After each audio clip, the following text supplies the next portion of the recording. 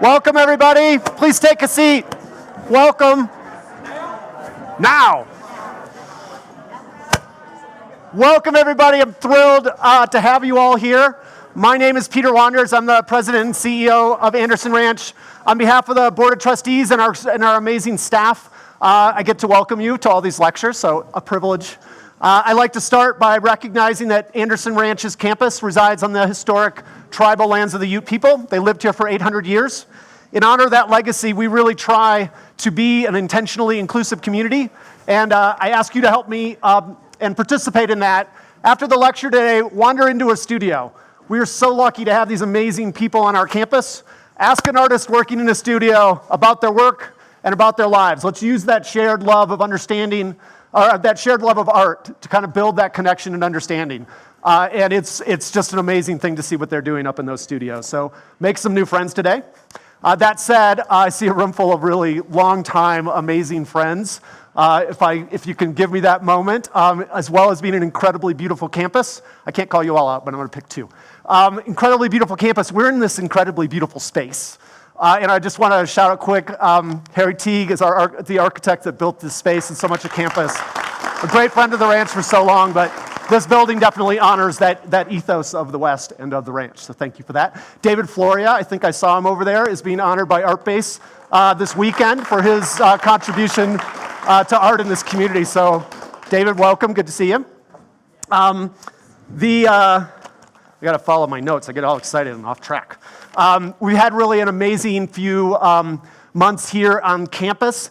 Summer series was a huge hit. Rebecca Morris, Christian Markley, Micheline Thomas, Paul Pfeiffer, Julia Phillips, all just really great talks held in this room, and it's been really special. I know a lot of the sponsors of that series are in this room, and I really want to thank you. You made a really great special summer for us, and we are all so appreciative of that. While it does feel a little bit like autumn is in the air, we do still have a full slate of activities here on campus. There is talks on Sunday night and Tuesday night. This actually happens all summer, and yet we keep trying to tell people how cool they are. Here's a few of the people that are coming up for these evening talks. The students arrive on Sunday. This is kind of their opening talks. They're really interesting, great programs. They are all here teaching workshops, which brings up my next point. There are still workshops running through September. There are spaces in workshops. Come take a workshop. Come join me in taking a workshop. It's really a great way to kind of touch the heart and soul of what the ranch is really all about. It's an amazing, life-changing experience. Betsy, Andrea, Liz are all here in the room. Talk to them. They'll get you in a class that might be a challenge and a little scary, but also really create a great experience for you. We have a Latinx festival coming up in the fall. Again, this is one of those ways where we try to use art to help bridge gaps in or bridge relationships in our community. The date is September 16th. Almost forgot, so I had to look at the slide. It is really just a fun day of celebrating art and culture, just an amazing opportunity to get together and come to the ranch. So please help us end the summer with this amazing event in a few weeks. After September, we roll into what we call facilitated studio practices. These are really flexible, independent study opportunities to come to the ranch, work in a studio. Our staff, our artistic staff are there, can help guide and advise on some of those practices. But if you're here through the fall, think about coming for one of those facilitated studio practices as well. There is a great exhibition on campus. Sam Harvey's here. He put that together for us. It features a lot of artists that have been involved with the ranch over the years or are currently involved with the ranch. Del Haro is here teaching the Advanced Mentored Study Program in Ceramics. That's our 3-year ceramics kind of unofficial MFA, low-res MFA program. Some amazing work, so please don't leave campus without stepping up there and seeing what's going on. Some great works, especially some great ceramics works. Sam's been trustee, resident, always here. I love it, but thank you, Sam. That said, really, today feels like a great celebration of ceramics. Since Paul Soldner founded the ranch in 1966, ceramics have really been kind of a heart and soul project or program for the ranch. And we're really thrilled to have our talk today. I'm not trying to hide them behind me so they don't have to make eye contact the whole time. But really, this talk today, Bridging Past and Present, talks about ceramics practices, creativity, and kind of challenging what those different programs are. Brad Miller served as the director of ceramics at Anderson Ranch from 1980 to 84. He then became the executive director for 8 years. One of the legacies he's left us was Doug Casebeer. He hired Doug, who all of you know. Since leaving the ranch, Brad has pursued his own artistic practice, currently working out of Venice, California. He earned his MFA from the University of Oregon, and Brad has works in prestigious collections around the country. Houston Museum of Fine Arts, National Museum of American Art in Washington, D.C., Los Angeles Museum of Fine Arts. So excited to have you here.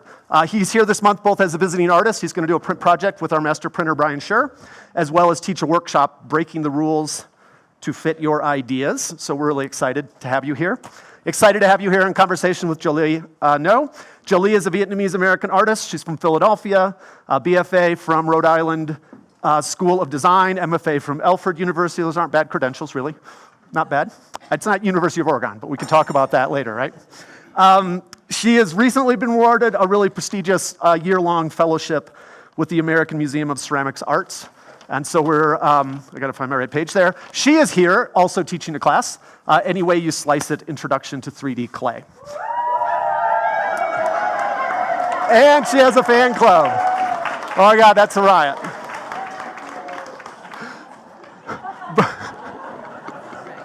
Both of these artists are represented by Aaron Company. Her founder, Evan Snyderman's one of our trustees here at the ranch, but a special thanks to Evan and Chanel, who's here today representing the gallery for their work in partnering with this event and really just showcasing amazing artists that are associated with the ranch.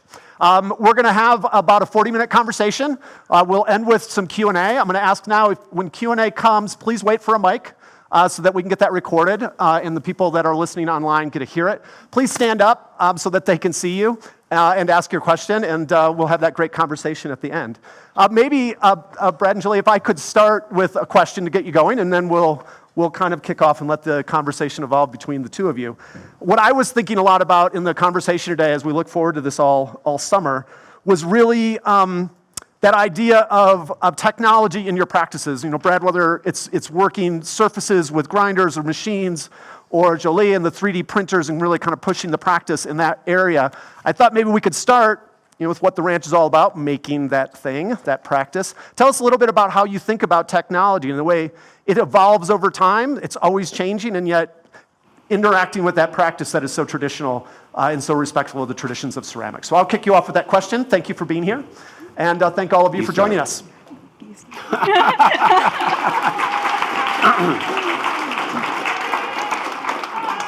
Well, it is a pleasure to be here. Obviously, I love coming back to this place and seeing how it has grown and prospered, and just brings me to tears. Really, I can't believe it.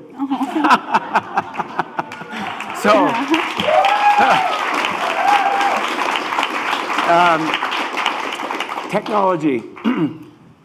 I do work in unusual ways with ceramics, and some of those ways are, probably 70% of the work I've made in ceramics, I tumble in rock tumblers.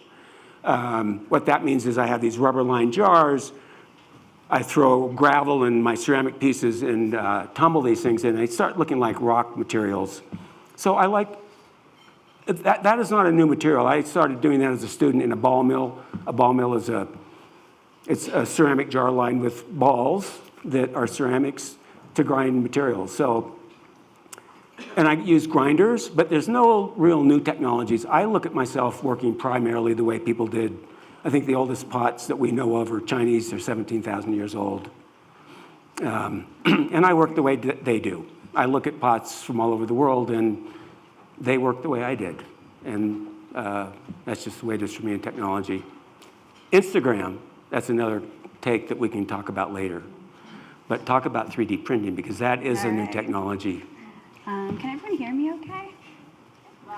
Wait, louder? Okay, thank you. I just wanted to say I'm so excited to be here. This is my first time at the ranch. It's also my first time teaching a workshop. And I just have been, and I have like such an amazing class also.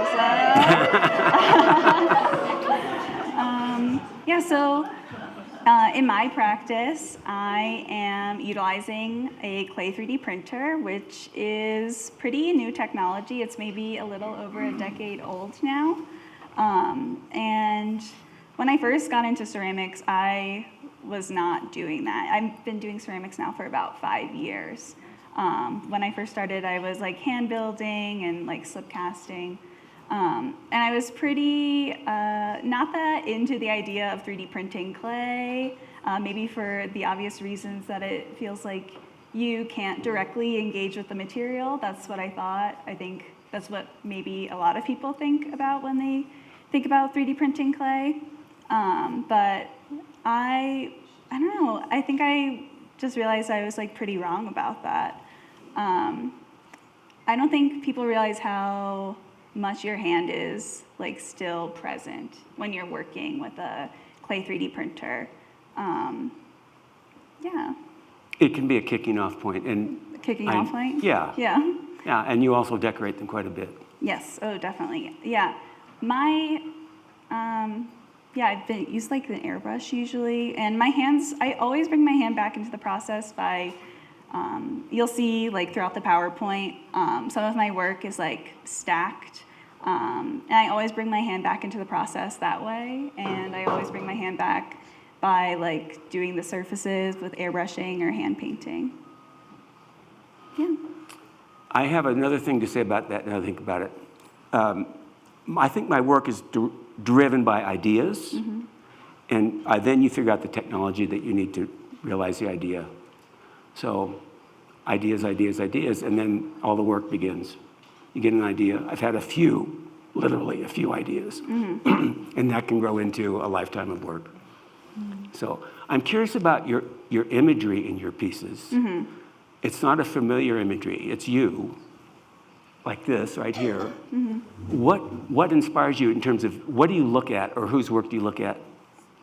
I don't know if there's ceramic artists I look at for sure. Like I'm really into Betty Woodman's a lot, which I feel like is evident from the slab forms that or the slabs that come out from the body of my vessels that like dictate the form. But what I feel like has had the most influence on like the aesthetics of my work and the form is when I was younger, I was really into video games.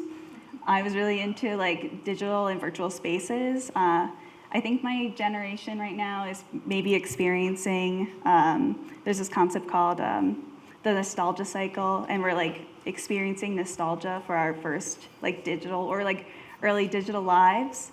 And I realized that a lot of those spaces in which I was able to create and or like be able to be creative like in a digital space have had such a huge impact on the way I think about surface or form, or how I'm building form like in a virtual space now, which is like Rhino, my 3D modeling software of choice. I look at the work, and the first thing I thought was, this can get big. This can get to a building size. Totally. And do you imagine you going that route? I think, I'm not sure. I mean, I am working on scaling up my work right now. I think what I would be more interested in like 3D printing at that sort of scale is like a playground. I was like, just waiting for someone to fund that project. I'm just saying. Now what? Huh? You had another. Yeah. Okay. So we have some questions that we have up here. We're about 45 years apart in age, so give or take. So what influenced you at like the beginning of your practice? And then I'll go. Okay. I grew up in Portland, Oregon, and then went to school in Eugene, Oregon. And the influences that I experienced that were powerful for me was in the museums of the Northwest had great Asian collections and Inuit pieces, which to me seemed very related. In fact, I think that those imageries almost went over Alaska, came down into the Northwest. I think I see very similar imagery in those.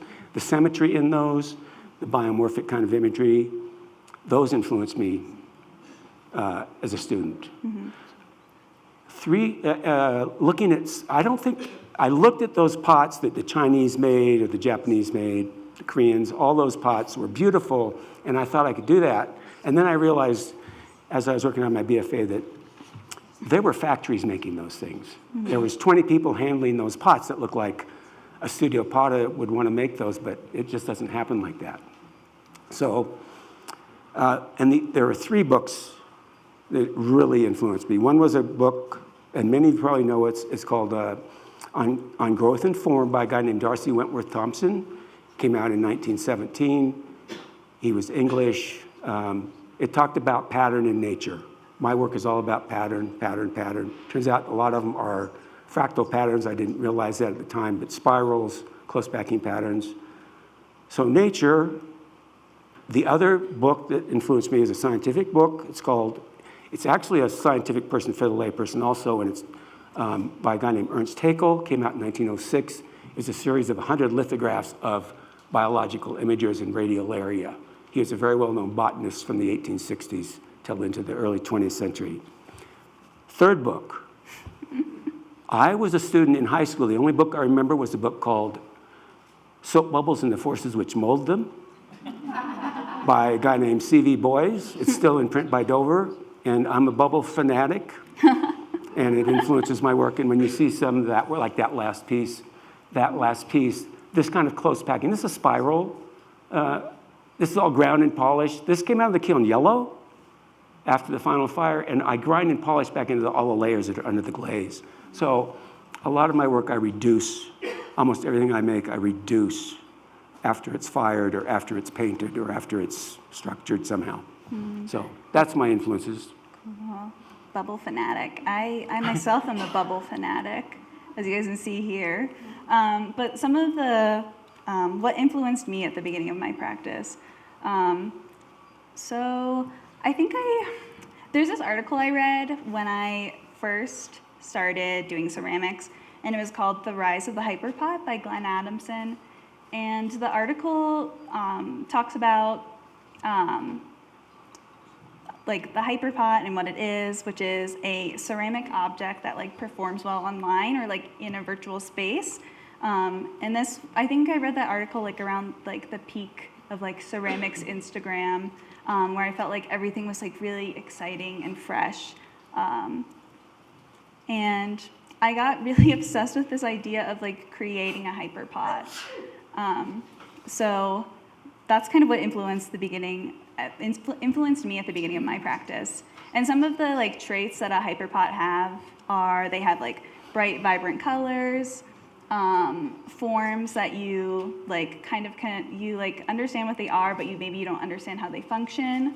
I don't know, like over the top surfaces. That's kind of what had like influenced me or like fed the like research or like the investigation at the beginning of my practice, and like I would say it's still something I'm thinking about to this day. Yeah. You mentioned Betty Woodman. Any other contemporary old work, new work? I really like Osamu Noguchi's like playscapes. Yes, right. Yeah, because play is so evident in my work. Mm-hmm. Yeah. Mm-hmm. Ceramic artist? Ceramic besides Betty? artist.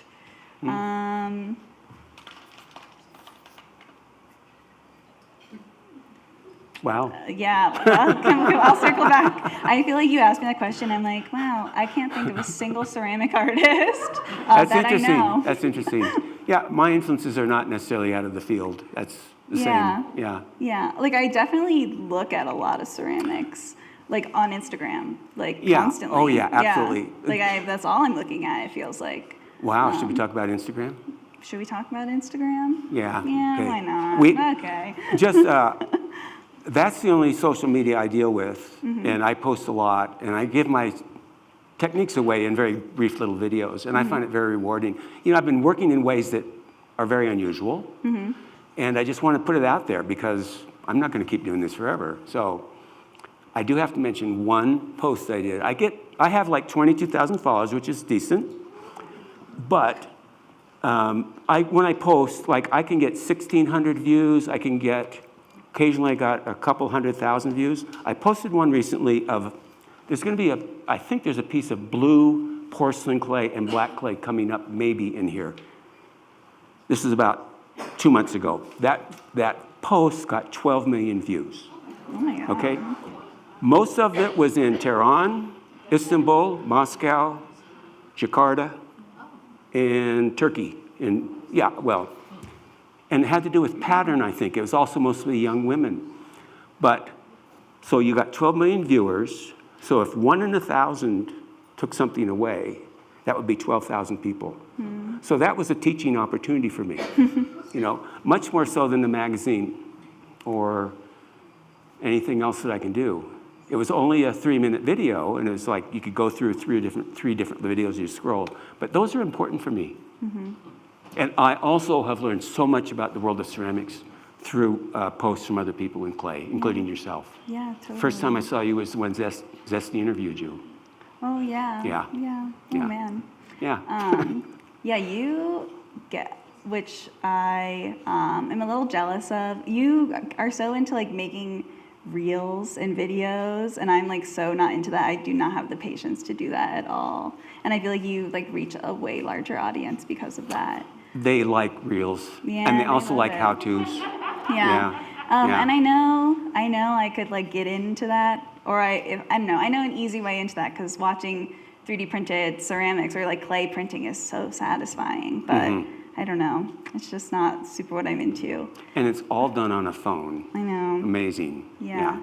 Yeah. Another way, I guess, Instagram has had like a huge impact on my practice, even though, I don't know, I'm trying to step away from that a little bit and like focus more on virtual space like at large. But Instagram was like a really great way for me to like share my work and like connect with a lot of people. I feel like it all started, I graduated RISD in 2020, which we all know what happened there. And so we got kicked out of studio, and I was luckily able to still continue making work. I was taking a digital ceramics class at the time. It was the first time I ever 3D printed clay, and we were able to continue creating work in that way because my professor kept like printing and was so generous to do that. So I was able to keep making work, and I don't know, I was just like bored at home, and I feel like all of us were just like on our phones and like trying to like stay connected and engaged. And I feel like that is like kind of when it started to really like take off for me. Yeah. Yeah. I can go back to influences. Being here at the ranch, I was here from 80 to 92. And the ceramic world was a different set of faculty, obviously. I mean, most of the people are dead, right? Seriously. Many of the people there's a picture coming up of a conference, I don't know if it's come through yet, of a conference that happened here 40 years ago this month called California Clay in the Rockies. I see Nancy Levendahl, she made a beautiful pin for that conference. And it was 10 well-known ceramic artists from California. And that was a pivotal piece for me to help put together this right here. Let me just tell you who's here. Viola Fry, Jerry Rothman, Michael Frimkus, Marilyn Levine, Arneson, Nagel, Philip Cornelius Volkus, Richard Shaw, and Solner. This is Patterson Sims, he was a curator in the Whitney in the middle. Garth Clark's the fourth one. Jeffrey Moore, I don't know if Jeffrey's here today, but he's in the Valley, and he was the director. I was learning clay. But what that did, yeah. I have one regret. I didn't invite Ken Price. I was intimidated by his reputation, which was a fallacy. He should have been there. And there's obviously some other people that should have been there, but that, and Jim Baker also did some of these things in the photography world. These conferences put the ranch out on a different level and this brought in museum collectors, gallery owners. So these symposiums were important in terms of getting the ranch going. So that was just one I wanted to share. The ranch was a different place then, obviously. Enough of that one. Okay. Okay. I guess I'll talk about the ranch too, since it's my first time here. So I'm teaching a clay 3D printing class, and this is a demo piece that I made recently. And the work on the right is That's my here. yeah, Yeah, that's cool. my students' work too. Wow, I'm jealous. Here's another one of your photos. Okay, this is what the place looked like when I came. These two cabins, my kids lived in the the close one. This one? And Molly and I lived in our studio because there was not enough room in the cabin for a couple of years. But so this is what it looked like. There was like 3 or 4 trees with 2-inch calipers. And then the wood shop started getting fixed. Harry came in. Harry, there's a guy named Caleb Bach who was the director just for a year. But Caleb got the ball rolling in terms of fundraising, getting grants. And then Jeffrey Moore took over for 3 years before I became director. And all this started rolling then. The city needed a master plan. We had something like 54,000 square feet. So over about a 3-year period, we came up with the plan that is built here today. So it was an exciting time to be here. I missed that view. You can't see anything now. You see no mountains from the ranch house. So it's changed. One of the great things is all the plantings, though. What's that? I would say that's 82. Yeah. Yeah.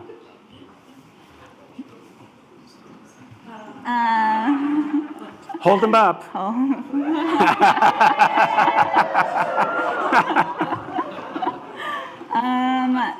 These are some photos taken over the past 2 weeks. That is all my wonderful students over there. Something that I maybe wasn't expecting, or that I was kind of blown away by, is that almost everyone in my class is a woman, or they're non-binary or queer, which is a demographic that I think is seriously lacking in like digital ceramics. So I don't know, it's just been like a really inspiring and generative 2 weeks for me. This year is my first year post-grad school, which I think famously is pretty hard for most people and has been pretty hard for me, just like adapting and like creating a studio outside of academia for the first time. And I don't know, just like being in a room with like 8 people who are so excited about this new technology it sparked something in me, and I'm excited to get back into the studio now. And something I had never taught before. This is my first workshop, and I wasn't expecting to like it as much as I did. And I am like looking forward to doing it more in the future. Amazing. Yeah. I think it's amazing that that's her first time to teach. Just incredible. Well, I guess we're ready for Q&A. Oh, no, we got a little bit, right? A few more minutes? Okay. Okay. Well, you have another question there written out? Yes, okay. Okay. Do you have any advice for me since I'm at the beginning of my career? Yeah. Obviously, you're a worker, so that's not a problem. All about making art is about having to go to work if you want to or not. Yeah, okay. Keep the contacts that you meet. Keep in touch with me, for instance. I did not do that, and I think that suffered. I'm like this kind of a recluse, and my main regret for my career is I did not use connections that would have wanted to know me and keep in touch with me, and I would wanted to know them. Keep in touch. Okay. Keep a list. Just keep in touch. Yeah, which that's like so easy to do now. Yeah, Yeah. that's true. Yeah. That is true. That is true. Yeah, but that's really good advice. Thank you. Yeah. Yeah. That's my only advice. All right. You have any advice for me? Do I have any advice for you? I knew you were going to ask me this. And I don't know if I have advice for you, honestly, but I have to do something later today that it's what advice would you give to your younger self, or like at the beginning of your art career, which was like 5 years ago for me. And I feel like the thing I'm about to say is like kind of unhinged, but I'm going to say it anyway. And it would be to like stay delusional, because because delusion plus action makes you unstoppable. And I think if you really like want to make it as an artist, you kind of just like have to be a little bit delusional and like believe in yourself, because Yeah. no one else is really going to do it. I don't even know if that's delusional. You just have to believe in yourself I don't know. and I think make it happen. I think it's a little delusional, but so that's my advice to my younger self. Okay, I'll take that on. Okay, great. I think it could be applicable to you too. Okay. Yeah. You know, I would have to say, like, did some gold pieces come through? There's one right now. Yeah, okay. This thing blew me away. I pulled this out of the kiln about 10 days ago. It's gold luster and it's real gold painted on, but you have to see it in person because of the pop it does to you. But I'm delusional to buy. I spent $3,000 on gold and palladium lusters to make these pieces, not knowing how they were going to turn out. And I'd say 1 out of 50 pieces comes out of the kiln that seems flawless to me, and this particular piece did. It's about 22 inches. So, you know, I just have this, and the question is, why would I go with gold? And because I've been working in black and white. The black and white pots that you've been seeing were the last 2 or 3 years, and those were about structure of the pot. That I did not want you to notice the surface so much as the form. And this is all about the bling. It's like, it's over the top, it's blingy, it's kind of gross, and I find it very beautiful and mesmerizing. So it's got it all. Yeah. So. Okay. Okay, what excites you about the future of ceramics? I have no idea. Really? Not a No. single clue? I never think about the future of You ceramics. never think of the future? I look at the back. I always look at the past. I look at the highlights. I look at Peruvian pots, and I look at Chinese pots, and I look at Iranian pots. It's like I'm watching movies right now, and I just watched 13 Ozu movies, who's my favorite Japanese director, from the 30s to the 60s, as opposed to, I did go watch Top Gun, whatever, and I watched Barbie, which I did really like. But generally, I'm not so much into contemporary culture. I look at the highlights of the field in ceramics, or in art in general. So. There's like, is there anything like in this younger generation of like ceramicists that you are like excited about or like inspired by? Well, I'm inspired by what you're doing, and I know that this has a long life. You think Right? so? Yes, whatever you're doing, you have enough going. I know you'll have ideas and it will evolve. And I'll tell you what I like, the people that I looked at that I actually admired contemporary was Peter Voulkos, Ron Nagel, and Ken Price. And it was the work, but it was really the commitment and the evolution of the work. They were committed, a commitment that I have tried to emulate.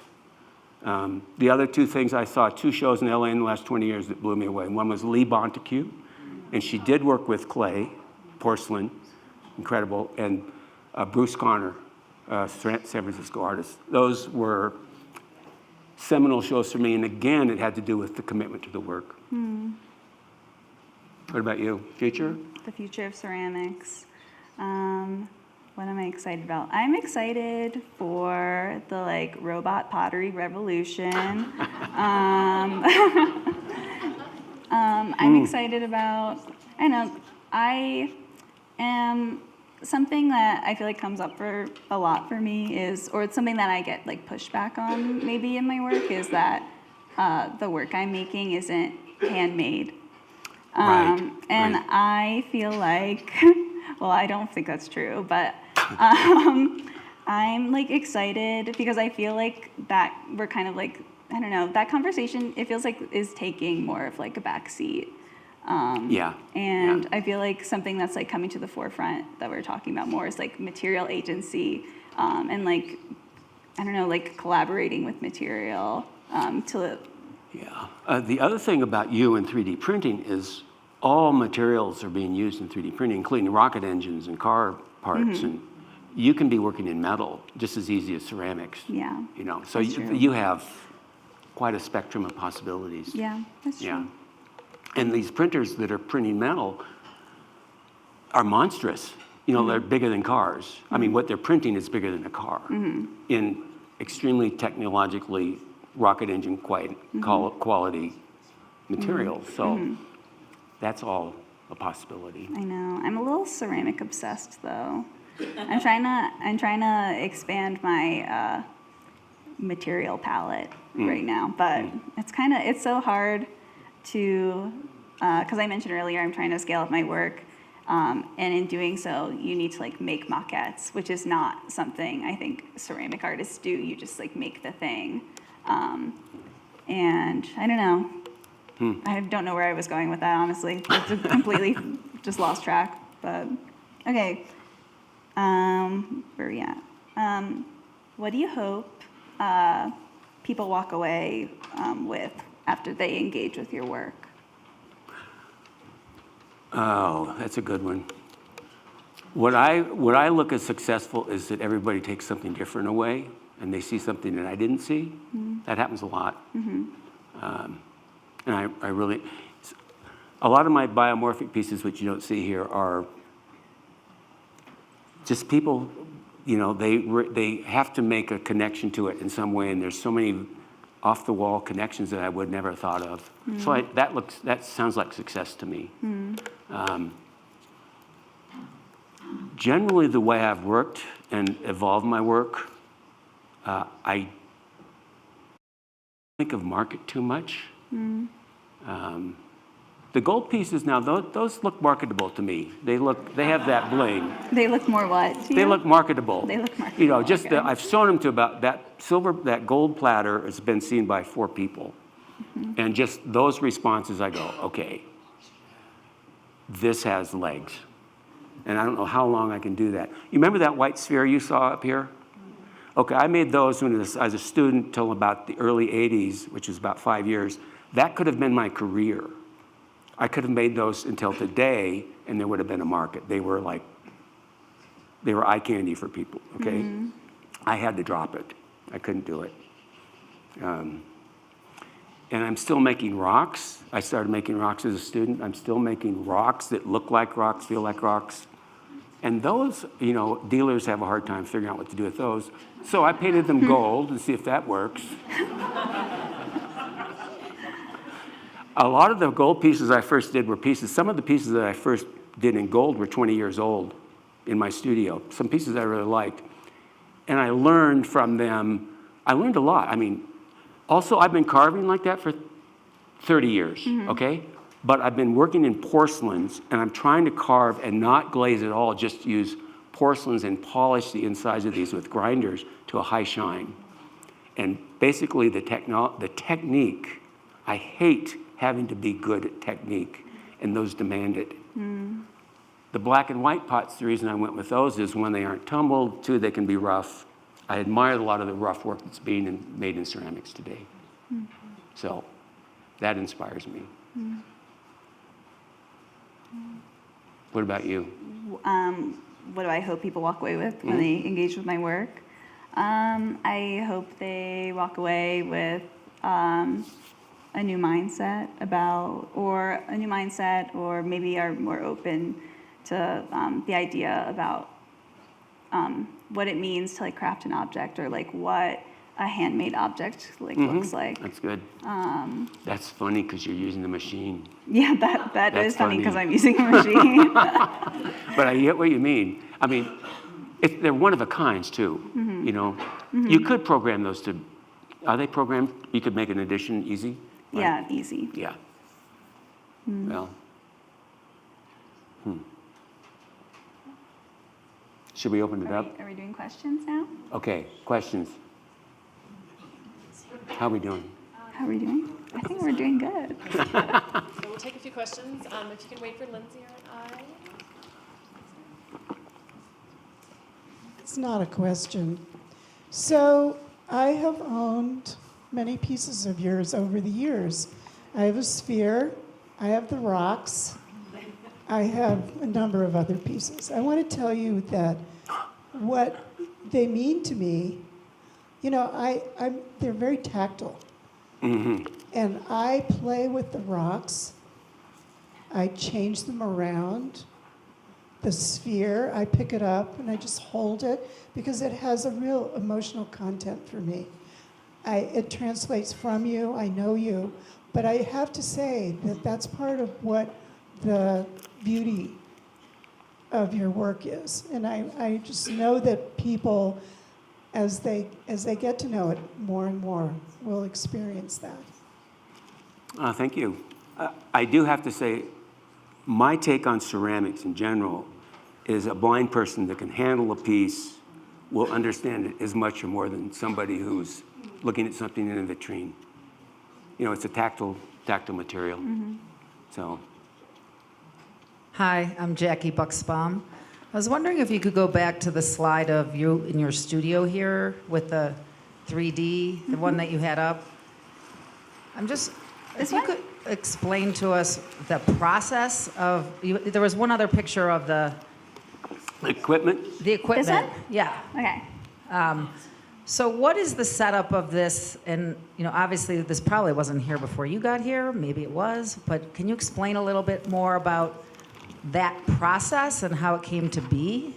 And what you're using to do your craft? Yeah, sure. I don't know how much I could speak on how this technology came to be, but I can talk more about the process of it. So the type of printer that we're using in the studio right now is called a Potterbot, and it's basically a giant syringe on wheels. We have to like fill the tube with clay and like home the Z-axis, and basically a giant plunger just like pushes clay out of it. I guess that's like the process And there's of it, yeah. a computer involved. Yeah. You have to. I think some people don't realize that you have to 3D model the object in order to like print it out of clay too. That's like a huge part of it. I'm sorry. Color. What Is about it- the color? Is that already in the clay or is that happening afterwards? I do a mix of both. In this studio, we mixed colored clay beforehand. And like I load it into the tube like a black and white cookie. So like one tube is one color or a half of a color and the other is another. And it kind of generates this like atmosphere on the pot or has like a similar, it's like similar to those colored pencils that have like a bunch of different colors in them. So when you like draw in different directions, it's a different color. That's basically how I like load a tube. That's what it like generates, like this, I don't know. It's like a beautiful hazy atmosphere on the pot. And then sometimes the other color that you saw in the work throughout the slides, I am like adding after the fact. I'm like airbrushing it or I'm hand painting it. But most of the time, a lot of the time, the color is just coming from the clay body. Can we come visit? Yes, I can, I'll throw something on the printer. Hi, is this on? Hello? Hi. Okay, my question, Jolie, you mentioned Glenn Adamson, and before I came here, I was reading Thinking Through Craft, which is really a conversation and deep dive into the relationship between craft and fine art. And I'm curious to know what both of your thoughts are on that relationship, especially where ceramics fits in between or somewhere within craft and art, and whether there is a separation, a relationship. Why don't you take that on first? Oh, you want me to take that one? Yeah. Please. Okay, but you're gonna have to follow up on that too. So your question was, where do I think ceramics falls between fine art, craft, and design? Was that your question? Sorry, I couldn't really understand what you were saying. It was a complex one. I guess there's this conversation about craft and art. Yeah. You know, we're at an art center here, and I just am curious what your thoughts are where ceramics fits, especially contemporary and where you're working now, whether you believe there is a difference or whether you think ceramics has a place either in fine art or craft or both. Okay. The thing that well, I don't think that fine art, design, and craft are different really at all, even though, I don't know, the conversation's kind of tired. But I will say that ceramics as a material has the ability to, like, I don't know, be all three of those things, or like exist within all three of those things. And that's like a flex that most materials can't claim, I think. Yeah. What do you think, Brad? Well, just when you said that, what popped into my mind is there's a lot of painters that look like craft but not art. Oh. I mean, the majority of painters that, I'm talking people that, well, I'm going to dig a hole here. Let's see. It's okay. We can go down together. Yeah, because we're almost over, right? Yeah. Oh, what am I saying there? Well, first of all, ceramics is definitely moving into fine art galleries, the high-end galleries. You know, people that are known as painters and sculptors are working in clay. Tony Craig, for instance, is making incredible stuff in Europe. And like Raven Half Moon, all of a sudden, boom, she's got a huge career making huge pieces. The other thing, that scale is really huge in ceramics right now, which is a place I never really wanted to go. I've done some large wall installations, but not wanting to make big pieces. I'm actually a little worried about my carbon footprint making ceramics. You know, I'm using I do have solar panels, fortunately, but a lot of gas gets used, materials. Art and craft. I do have one quick story about that. One of the most important shows I had right out of school, within a year out of school, I had a show at the Craft and Folk Art Museum in LA. And it was a great little space. They made a beautiful catalog. But I was also taking those pieces of work to the major galleries in LA, and people were getting close to biting, but they didn't. And that almost set a craft mark on my work, where, you know, Ken Price never went that route. Ken Price always stuck into the fine art world. He never was ever considered a craftsman in that sense. And so that was a pivotal move that I don't regret, but I knew it was consequential, if that makes sense. And it maybe just had to do with the name of the museum. I think that craft art thing is definitely dissolving, and I think it's not going to go back very far because it's in the world of fine arts now. In Japan, that's not an issue. Like Takashi, you know, he's at the pinnacle with the painters and the sculptors and the architects there. It's a cultural bias that we have. So, more questions? Yes.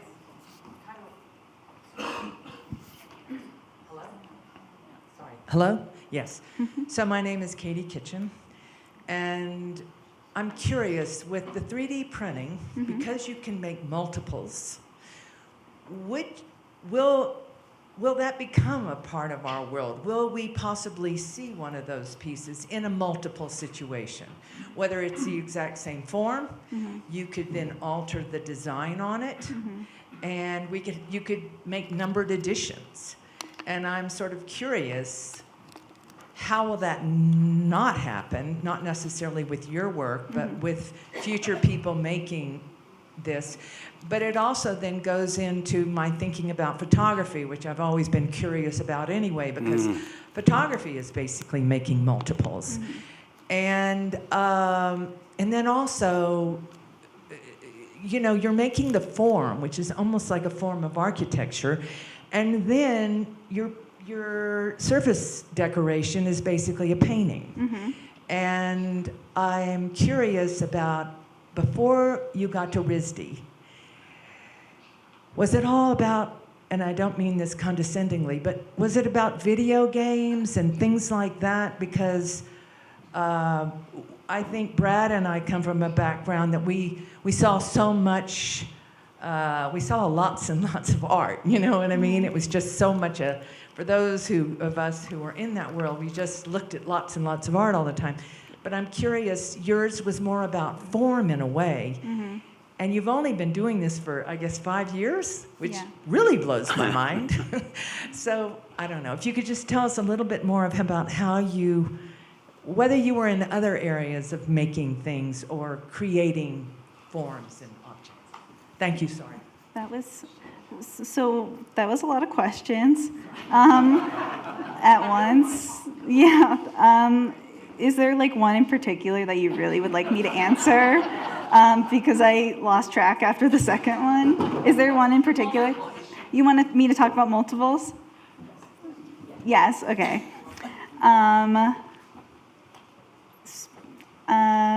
Okay. Sorry. What do I want to say? Can I put it in another way? Sure. Would you like to have your work in Target? No, of course not. I would. You would? Yes. No. I don't think. But it would be good design. You would make a good piece for Target, Sure. right? Sure. I don't. I didn't mean multiples to that degree. Like, you mean like additions or like, okay. No, it's okay. I don't think that like the clay 3D printer is like fast enough to be, I don't know, for like huge large scale reproductions of like work. But I think something, I don't know, I think people think that like digital fabrication is like instant, where I don't think it is at all. It's actually really iterative, just like how craft is. So I don't know, I do additions to my work. I like print multiples of the same form over and over again, but it's always a little bit different because of how like I put the clay in or how I treat the surface. And maybe I won't show all of them. I'll just select just a few. Does that answer your question? Okay. I'm sorry to put you. No. I mean, I'm here on the spot.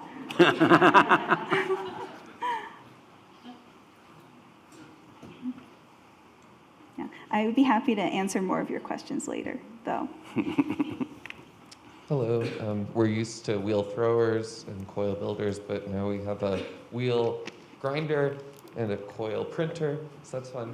I'm curious about the future of the ceramics department at the ranch. Doug Casebeer was a person with an institutional memory. He's not working here anymore. The ranch doesn't seem to have a replacement or something. Do we need one? Does that matter? Or can things sort of just go on like this? It's fun to have someone with a lot of experience here and someone You in can an take that emergency. I don't think I should. Okay. All I'd say is, I would say every person on staff matters. Casebeer was here for 34 years. So that kind of institutional memory, that could happen again with somebody here. I know Carrie's been here the longest now, and over 20 years in the office. So those institutional memories are important. There's a lot of institutional memory in the audience. That's important too. So about ceramics in general, I think it needs, they need to find a strong person that has a vision, that knows what's going on in ceramics and in politics and in the world. So in every field, especially at the program end of it. One of my takes on the ranch, there can always be some kind of conflict, board, staff, board, staff. My take on this place always has been the workshops, the visiting artists, projects work. And if that continues, the place works, no matter what the problems are. So I think it's still working. Yeah.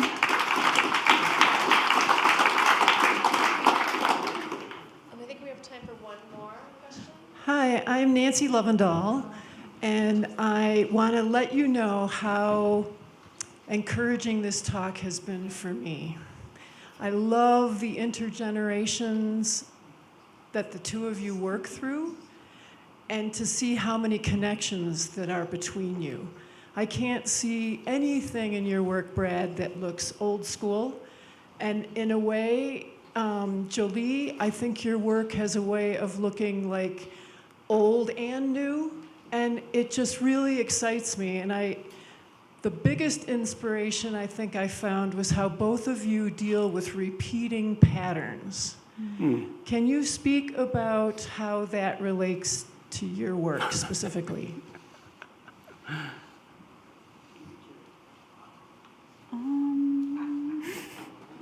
I don't know if I think about my work having repeating patterns, honestly.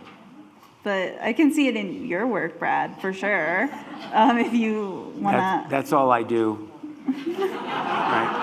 yeah. I'm repeating the same patterns I did as a student.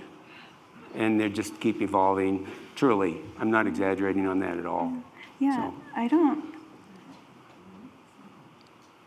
can't think of a repeating pattern in my work. I like every surface The I approach. line- the line is a repeating okay, pattern. Okay. Okay. I was like, Yeah. Volume is a repeating pattern. Are they always open? Are they open vessels? yes, they're all vessels, and yours are all vessels too, right? Is that what you think of them I as? have a whole other bodies of work that aren't open vessels. But, yeah. But I have 50 years of work. Yeah. Well, I have 5. Okay. We're done? Thank you so Dave? much. Thank you both so much. We're thrilled to have you here. It's been an incredible summer. Thank you all for participating in so much stuff. We've really, to a degree, had a summer that celebrated ceramics in whole new ways. Our live auction at the auctionette was entirely ceramics pieces. It was a huge success. Valley Knight here helped drive that. Okay, we have a good job. residency that we launched in the ceramics program for our director, and a really great crew up there. So please, while you're here, step up, check out what's going on in the ceramics program, and we look forward to seeing you over the next few months, through the fall, and next year. Again, Brad, Jolie, thank you very much.